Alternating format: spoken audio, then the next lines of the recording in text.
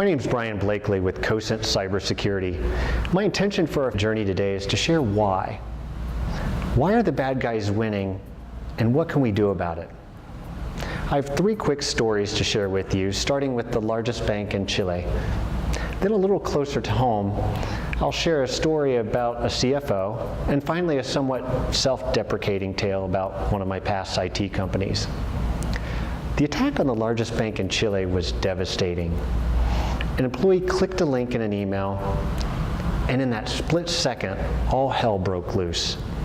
The end user was the last line of defense here. Clicking that link brought down 9,000 computers and 500 servers, just a blinking cursor on the monitors, all the systems totally bricked. The attacker stole $10 million, but the attack was thought to really cover up several earlier attacks on the bank. Well, the $10 million is nothing compared to the impact on their reputation and the cost to rebuild everything. So I have a few questions. If you're a customer of this bank, how would you feel? Would you trust your money there? Would you trust your money flowing through this organization in any way? What if this happened to your organization? Do you have written policies in place that you and all your employees know and really understand? Do you know what to do and who does what in an incident like this? Is your staff educated and trained on your policies, if you even have them? So I ask the final question, what if this happened to you? Now a little closer to home, a story I call the CFO story. It was most likely a normal payday for who I'll call Mr. CFO. Mr. CFO logged into his bank's website to transfer the required funds into the payroll account. Nothing out of the ordinary here, but Mr. CFO's password wasn't working this time, and strange, but it happens. It's happened to all of us. So Mr. CFO called the support number conveniently located on the bank website login page. A nice gentleman answered the phone. We'll call him Mr. Bad Guy. And Mr. Bad Guy asked Mr. CFO how he could help him. Mr. CFO told Mr. Bad Guy that his password wasn't working. Mr. Bad Guy stated that he had to ask Mr. CFO a few questions just to make sure Mr. CFO was Mr. CFO and make sure Mr. CFO's legit. So Mr. Bad Guy says, let's start by having you confirm your user ID and your last known working password. Well, Mr. CFO, keep in mind, he's anxious to get the payroll transfer completed, happily supplies the information to Mr. Bad Guy. Lastly, Mr. Bad Guy asks Mr. CFO for his randomly generated token number. That's that randomly generated number presented on a small token, or in some cases presented on your mobile device. So Mr. CFO carefully reads that randomly generated number from his token for Mr. Bad Guy, and poof, tens of thousands of dollars stolen, all while Mr. CFO was on the phone with Mr. Bad Guy. It's a true story. You can't make this stuff up. The end user, again, was the last line of defense. What Mr. CFO didn't realize was that his computer had been infected with something called dormant malware. Dormant malware was on Mr. CFO's computer. And again, meaning it was Mr. Bad Guy's software living and waiting on Mr. CFO to go to the banking website. Mr. Bad Guy's malware redirected the legitimate banking website to Mr. Guy's portal, a portal that looked just like Mr. CFO's normal banking page with logos, graphics, colors, etc. So Mr. CFO made several mistakes here, and I'll highlight just a few of them. Number one, Mr. CFO didn't glance at the website address in the address field of his browser. Mr. CFO would have noticed that it was not his bank site name at all. Number two, Mr. CFO should have noticed there was no lock icon next to the address indicating that he was on a secure site. Mr. CFO called the support number on Mr. Bad Guy's bogus banking page. Mr. CFO should have never called the number. He should have called the number in the contact database, not the one on the web page. Mr. CFO supplied his username and password to Mr. Bad Guy. Please never ever give this information to anybody. And the biggie, the last line of defense for the last line of defense, Mr. CFO supplied his randomly generated code to Mr. Bad Guy. At that point, Mr. Bad Guy had everything he needed to log in as Mr. CFO and do whatever he wanted. What would you tell your staff on payday if you didn't have reserves to cover payroll? Another question, was this Mr. CFO's fault? I mean, some of this is common sense, right? Well, this is what's called social engineering.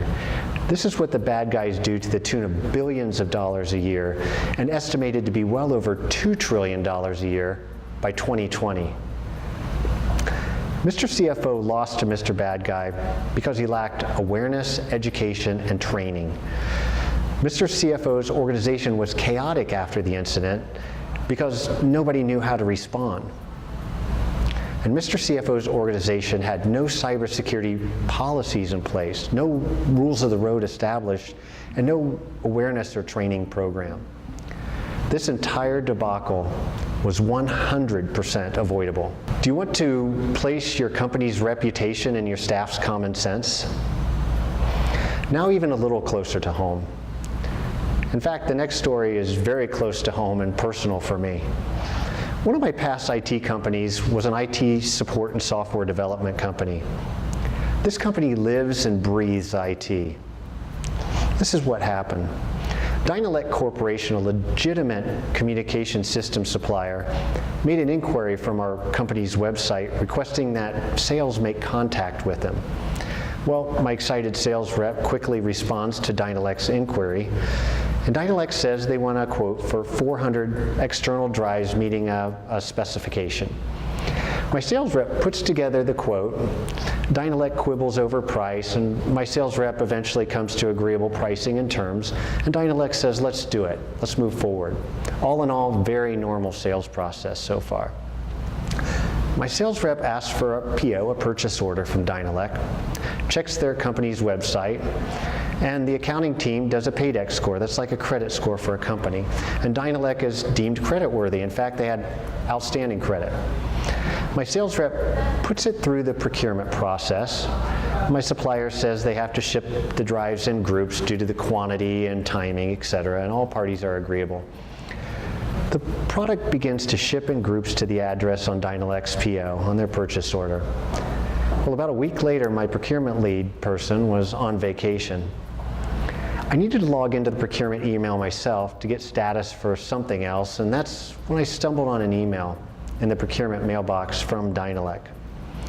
The language included the following phrasing, and I'll never forget this: just want crave your indulgence.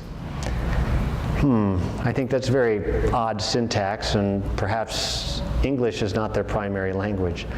So I do some quick detective work on Google and find that the sender's domain name is off by one letter from the legitimate Dynelec website. And the bogus domain name was just registered a few weeks before engaging our company. The bad guy had registered a domain name very close and at first glance, much like the legitimate one. Well, you can imagine my heart sank as I sprinted to our shipping department to immediately stop the shipments that I could. I was able to stop the last two groups from shipping from our supplier, but we still ended up losing tens of thousands of dollars. Was this my sales rep's fault?